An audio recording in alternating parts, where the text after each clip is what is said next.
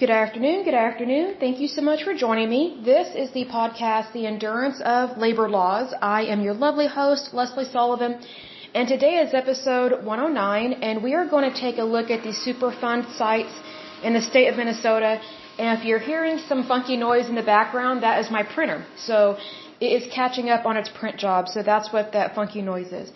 But again, we are going to take a look at these Superfund sites located in the lovely state of Minnesota.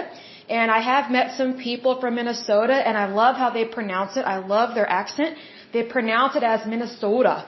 I love that. It is so neat, all the different accents that are within the United States.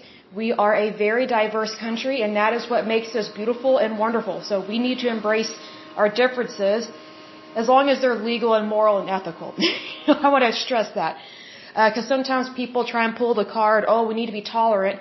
But it's like be tolerant about someone's horrible behavior or how they disrespect people and things like that. Or look the other way when someone is being really cruel to another human being. That's not being tolerant. That's breaking the law. And also, if it's not against the law to be cruel to somebody, for example, if a serious crime hasn't been perpetrated but the person's behavior is cruel, it's still immoral. It goes against values and it goes against treating the human race with dignity and respect, so just be aware of those things there. A little bit of housekeeping. First of all, let me give a big shout out to my listeners. I almost forgot. My apologies. I love to see you guys here online because you guys are awesome. So a big shout out to Virginia, Texas, Oklahoma, New York, Oregon, and Minnesota. In terms of countries, the United States, Canada, and the Russian Federation. A little bit of housekeeping. I can't believe I forgot to mention this earlier, but the month of June, in terms of the Hebrew calendar, is called Sivan. So happy Sivan to you. This is wonderful. And then also the month of June, yay, yay, yay, we get to celebrate National Zoo and Aquarium Month. So if you've not been to your local zoo or your local aquarium, you need to go. I live here in Oklahoma City, Oklahoma, and I have a membership to the Oklahoma City Zoo, and I love going there. It is so neat to see the good work that they do, the humanitarian aid that they have, especially when taking care of our environment and helping these animals as well. Because, see, here's the thing. Some of the animals that zoos have, they cannot live out in the wild. Like they may have a condition or maybe they're up in years, like they're considered like elderly in terms of their age for their species, so they probably would not last very long out in the wild. So yes, there are animals that are in captivity, but some of them, they would not make it out in the wild. So sometimes there is a reason and a good reason for animals to be in the zoo. So because we get to guard and protect their species. You know, like for example, we have endangered species within the United States, well, in the world, I would say, the planet. And I think we need to do a better job of protecting those species because once they're gone, they're gone. So, you know, all the more reason, go to your city zoo, and if you're not near one, take a vacation, make it a wonderful trip, and you get to see that city, you get to see the zoo, you know, maybe go to a museum, stay at a really nice hotel, and just make it fun. But do be involved in society because it is a wonderful thing to do. But again, the month of June is one of my favorite months. And I was looking up all the different things that are celebrated in the month of June. And so for every podcast that I have for the month of June, I'm going to mention other things that are celebrated within the month of June. So for right now, on this particular podcast, just FYI, we get to celebrate the National Zoo and Aquarium Month. So that is wonderful. And it is also the month of Sivan. So just remember that as well in terms of Hebrew and Israelite calendar. So we're going to take a look at the Superfund sites in the lovely state of Minnesota. So as usual, I'm going to list the ones that are current and active first, meaning they are an active hazardous waste site. They are still a problem, and they are still contaminating the earth, the water, the soil, the water table, rivers. This particularly would not contaminate the ocean because it's not near the ocean. However, there are rivers that are being contaminated, which some of those rivers eventually do empty out into the ocean. So it's one of those things, one body of water could easily be connected to another body of water, so we need to be careful of those things. So as usual, we are going to take a look at, or list off first the ones that are current and active, meaning they have not been cleaned up yet, and they are aware of them, and they are on the national priorities list, which means they are the worst of the worst. Then we will close out the podcast with the ones that have been deleted, meaning they have been cleaned up and good to go. And Minnesota has quite a few that have been cleaned up, but they still need to do a better job of cleaning up the others. So I think that is a joint effort that should take place between the state agencies and the federal agency, which would be the EPA, as well as the companies or the cities or municipalities that cause these problems. Because some of the worst Superfund sites are city dumps, which there's really no excuse for them to be Superfund sites because they're owned and managed by the city, which means it's your tax dollars that have been paying for that. So obviously that means there was a mismanagement of tax funds and the right thing was continuously not being done. And so a Superfund site developed because of inappropriate and illogical behavior and choices that did not preserve the environment. And if we do not preserve the environment, here we won't live very long as a human race if we don't have an environment, because we are part of it and we are supposed to be good stewards of it. Excuse me. Let me get a drink. Hold on a second. Awesome. Okay. So the first one that is current and active in the state of Minnesota is Arrowhead Refinery Company. It is located in the county of St. Louis. That county has 200,231 people living in that area.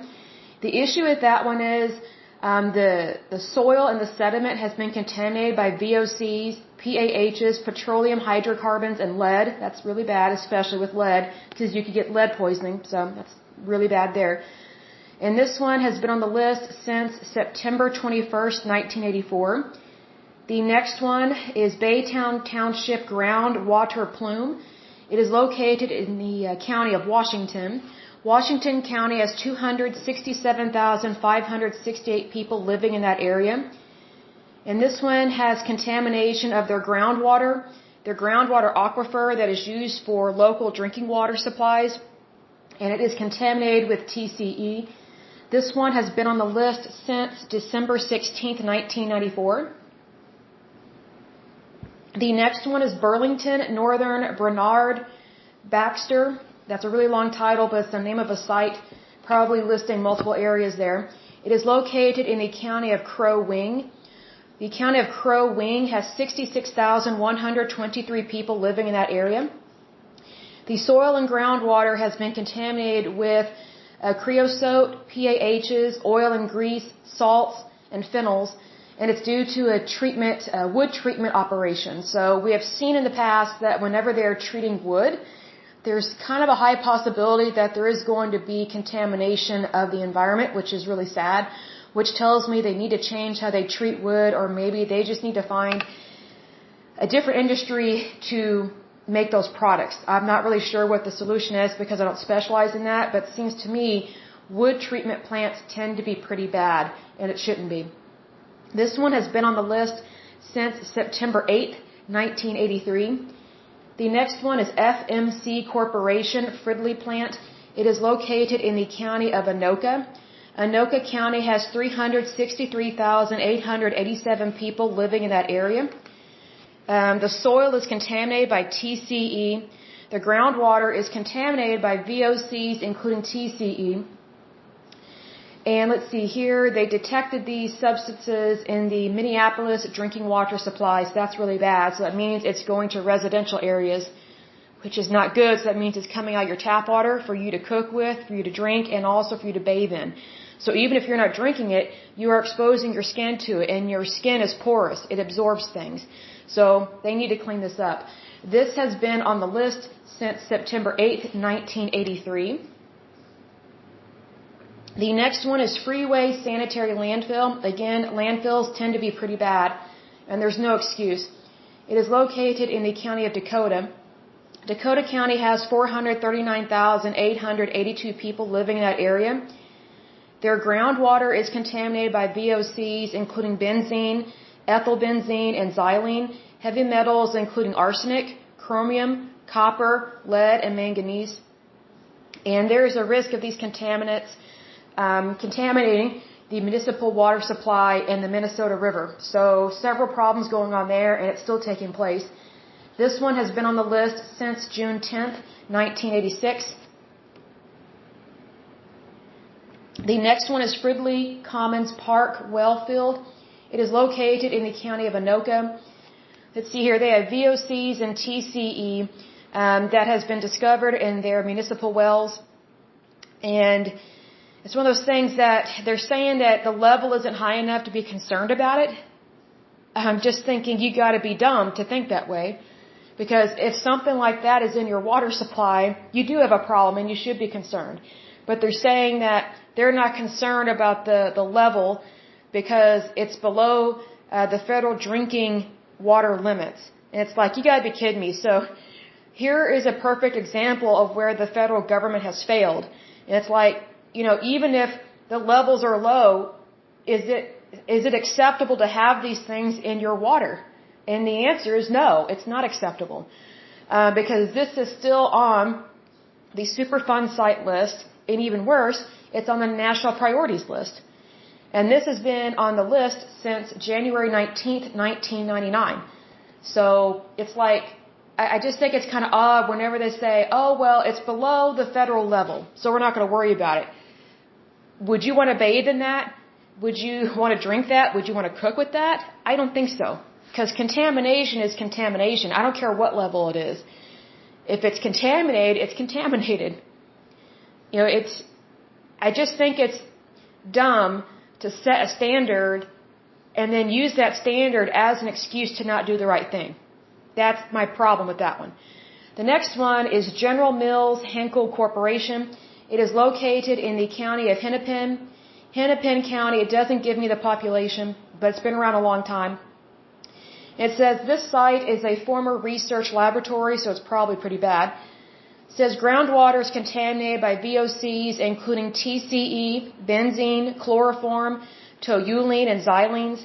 And the soil was contaminated by VOCs from solvent disposal.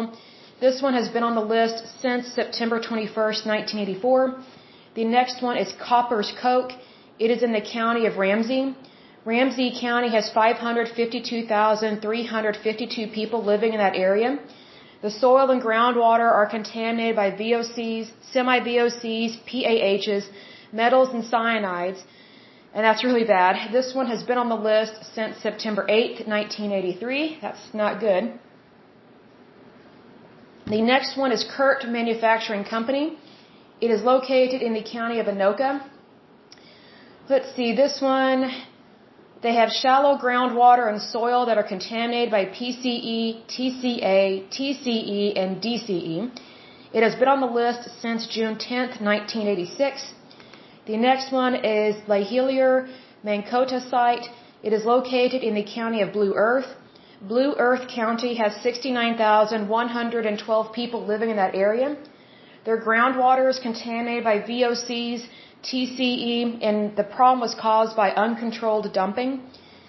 And the domestic wells are contaminated. The municipal well that was close to the plume is supposedly not contaminated, but I'm not really sure if they know what they're detecting, because it's like if you have one type of contamination happening, then it's probably going to contaminate other things, because the water table, it's connected to other sources of water. So that's why contamination is so serious, because it could easily flow into something else.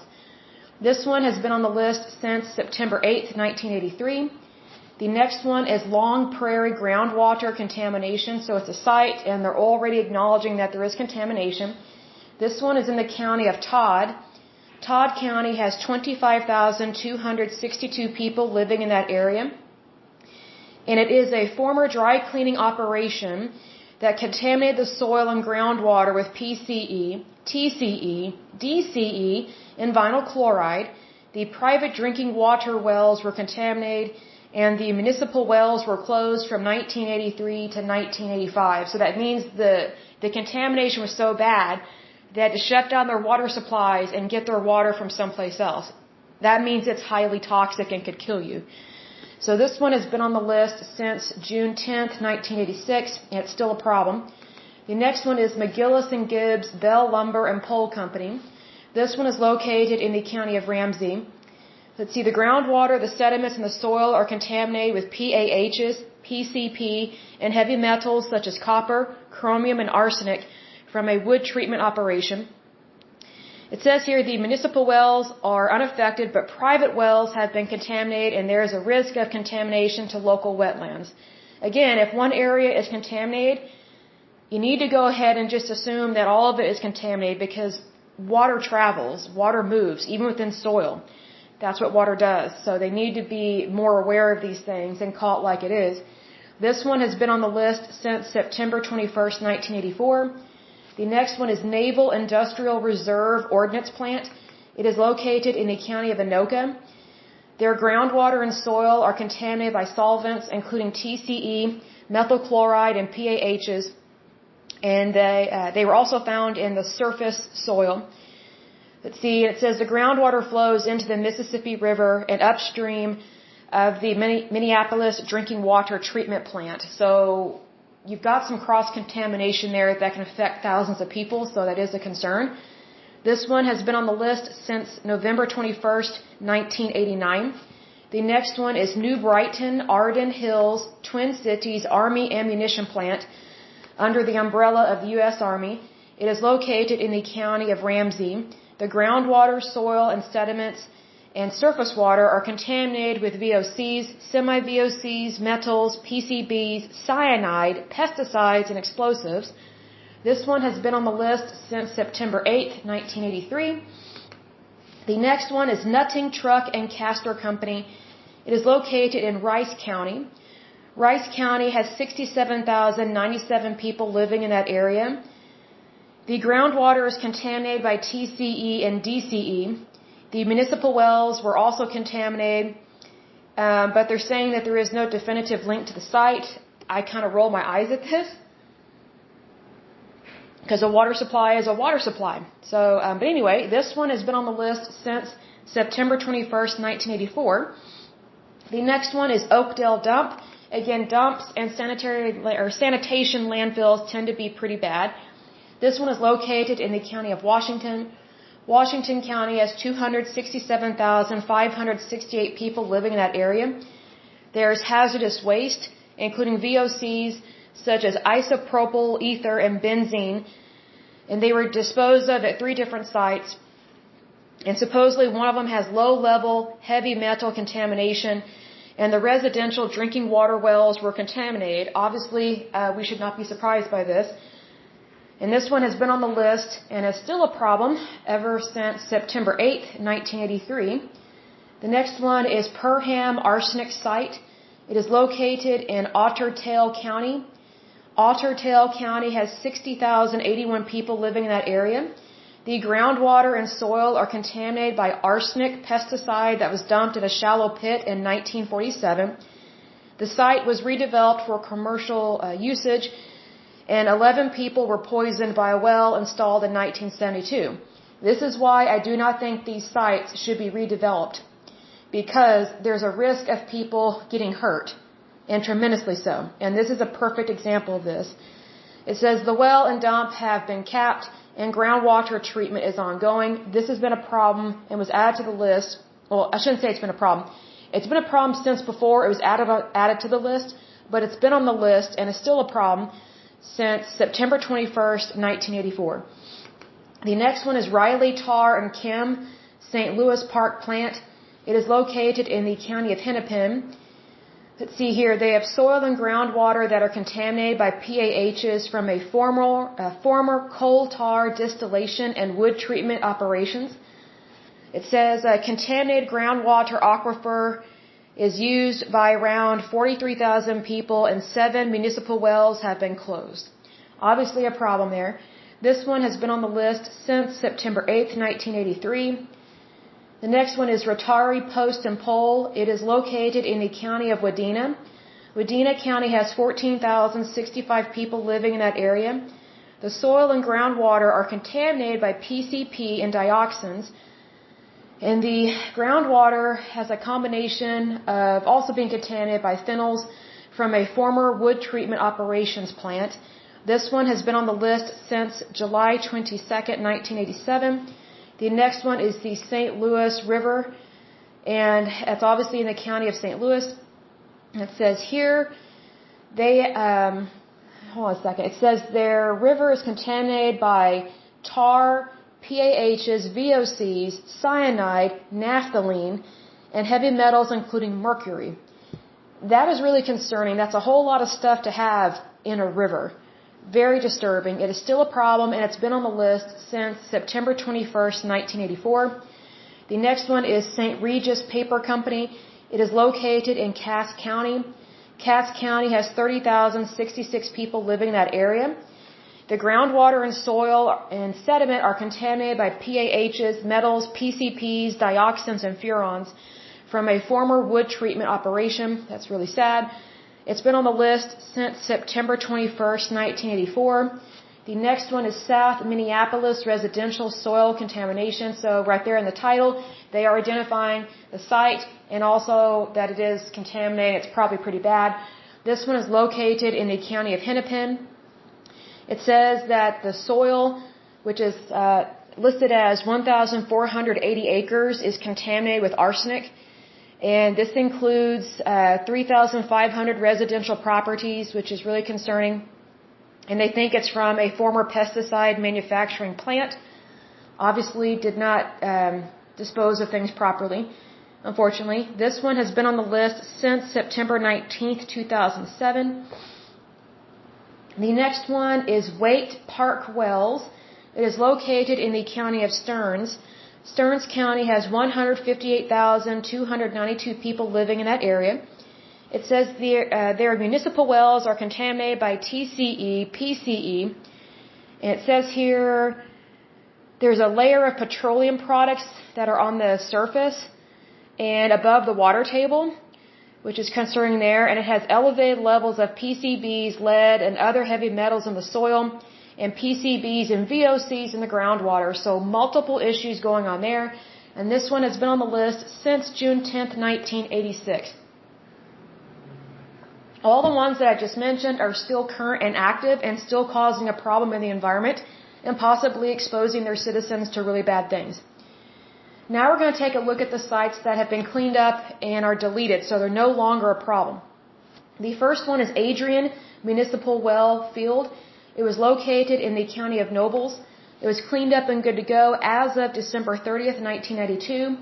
The next one is the Gate Lake Scrapyard.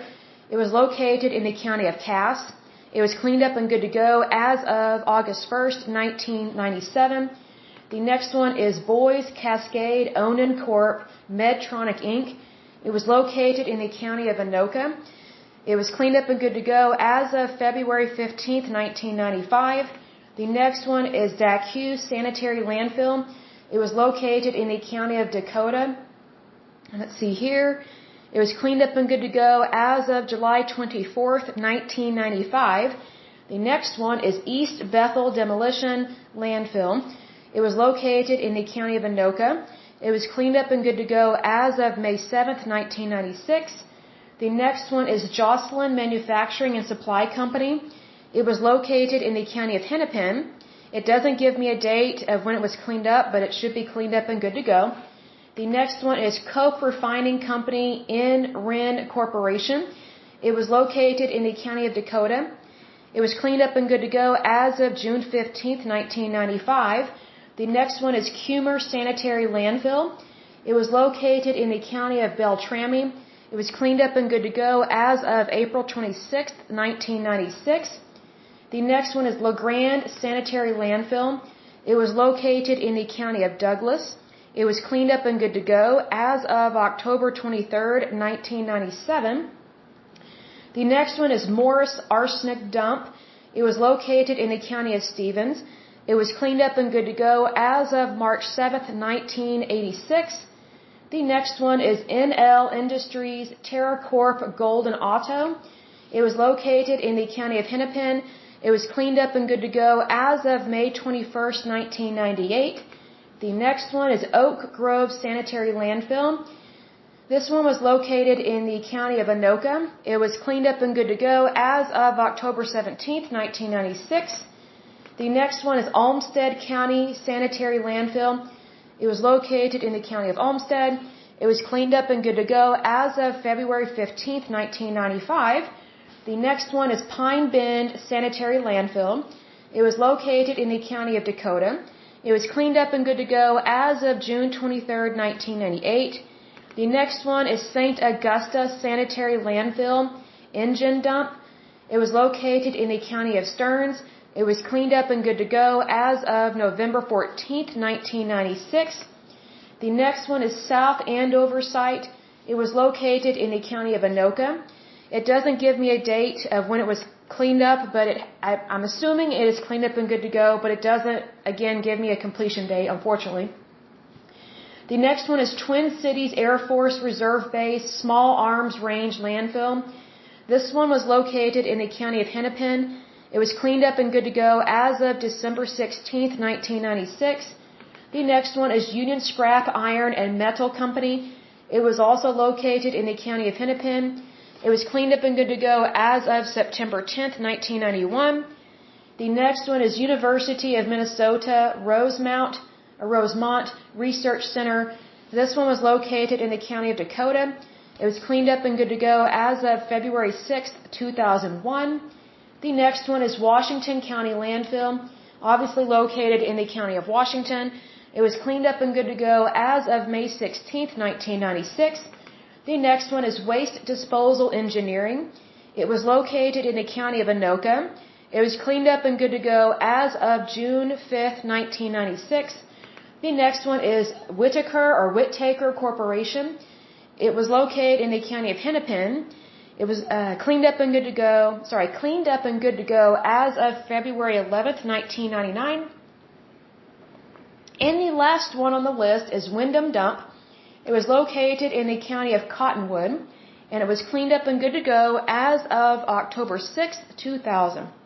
So we covered quite a bit in this podcast, and for good reason, so that's really good, but this is kind of a short and sweet one. Could easily talk way longer about some of the things going on with this, but I think we hit the nail on the head, and I think we covered quite a bit, so I don't think we need to go into more detail than we already have.